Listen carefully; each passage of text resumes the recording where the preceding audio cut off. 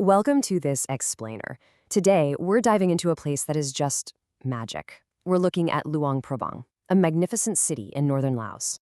It's renowned for its deeply rooted, absolutely incredible spiritual heritage. But, as we're going to see today, the very things that make it so special are currently under immense pressure from a sudden massive surge in global tourism. It is a living culture facing an incredibly urgent modern crisis. Here is our roadmap for today. We'll start with a city of spirits, move right into the Naga boat races, tackle the tourism crossroads, and finally look at preserving the heritage. Let's jump in. Section 1. A city of spirits. To really get Luang Prabang, you have to look at where it physically sits. It's located right at the confluence of the Mekong and Kon rivers. This location is absolutely vital. It sets the perfect stage for a deeply water-based spirituality. For centuries, the rhythms of these rivers have dictated not just the agriculture, but the very soul of the city and its religious practices. It's literally built on life-giving waterways. Now here is where things get super fascinating. In many parts of Laos, the government and Orthodox Buddhism have historically tried to distance themselves from ancient animist spirits, viewing them as, well, primitive. But in Luang Prabang, the locals don't view these ancestral spirits as a contradiction to their Buddhist faith at all. Instead, these spirits, especially the serpent-like water deities known as Nagas, are seen as the guardians of the land who actually respect and follow the teachings of the Buddha. Get this. According to local lore, 15 of these mythological Nagas physically reside in specific spots right in and around the city. They're guarding the rivers, the ponds, and the mountains alongside the city's grand temples. Legend says when the ancient hermits founded the kingdom, they summoned these 15 Nagas to a formal agreement to protect the realm. So they are completely interwoven into the physical and spiritual geography of the whole area. It's like a giant spiritual puzzle. Which brings us to Section 2, the Naga boat races. Let's look at how these guardian spirits are actually venerated in everyday life. During the 9th lunar month, right at the height of the rainy season when the rivers are completely swollen, these massive 20-meter dugout canoes hit the water for the annual Bunsuang Hawa boat race festivals. But these aren't just your average sporting vessels. They carry 45 to 55 oarsmen and feature these distinct horn-shaped bows. And more importantly, these boats serve as actual physical vessels for sacred tree spirits. It's believed that female spirits inhabit the massive trees used to carve them. You absolutely must placate and honor them, or guess what? They might just capsize your boat mid-race. No pressure, right?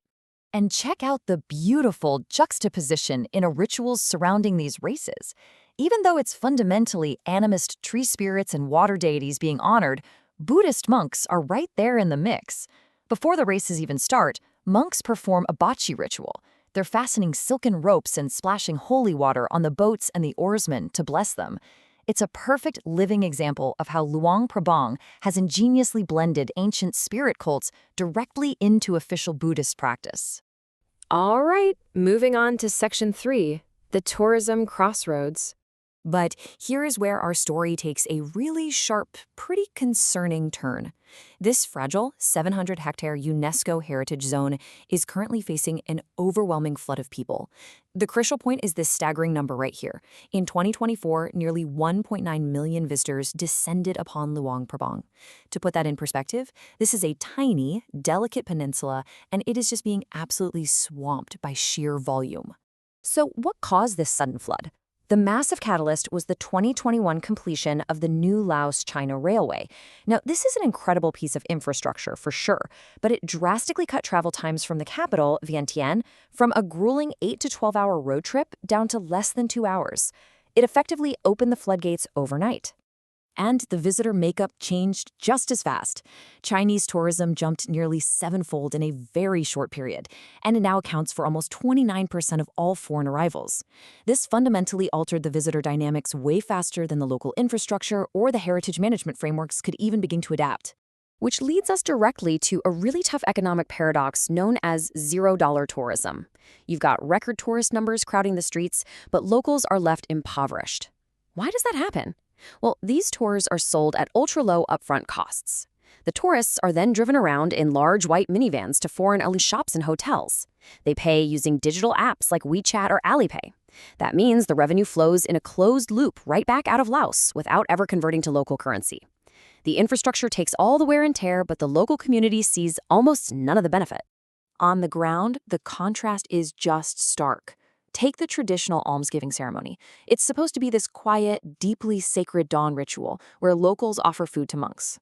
Today, that spiritual practice is routinely shattered by chaotic, camera-wielding tour groups arriving by the busload just 20 minutes later. The sacred is literally being converted into a mass-market spectacle. You're probably thinking, wait, isn't this a UNESCO site? Don't they have rules? Well, yes, on paper. There are strict heritage guidelines for building heights, materials, and zoning, but reality is a different beast entirely. Underfunded local authorities really struggle to enforce these rules. Because of that, we're seeing a rapid spread of unapproved commercial developments, and those white minivans are completely choking the narrow heritage streets, creating massive congestion. Finally, Section 4, Preserving the Heritage. Now, don't lose hope, because Laos is absolutely fighting back to protect its home.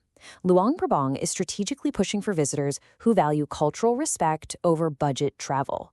With support from the Asian Development Bank, they're rolling out a smart and integrated urban strategy. We're talking smart ticketing, actual crowd management strategies, and a push for regional ecotourism standards.